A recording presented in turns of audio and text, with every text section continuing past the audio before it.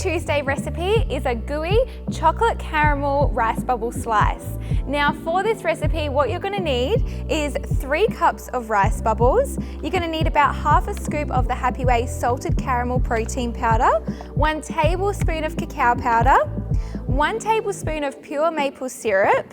I've got about 180 grams of dark chocolate here, which will melt for the topping. I've got 50 grams of coconut oil here.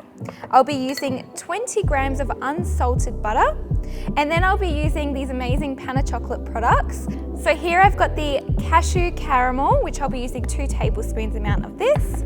And I'll be using 1 full 45-gram bar of the Pana chocolate. This is the 60% chocolate. So to make this recipe, what we're going to do is melt our coconut oil, our butter, our maple syrup and our cashew caramel on the stove until it's nice and creamy. And then we are going to add our cacao powder and our protein powder into the rice bubble mix and give it a mix.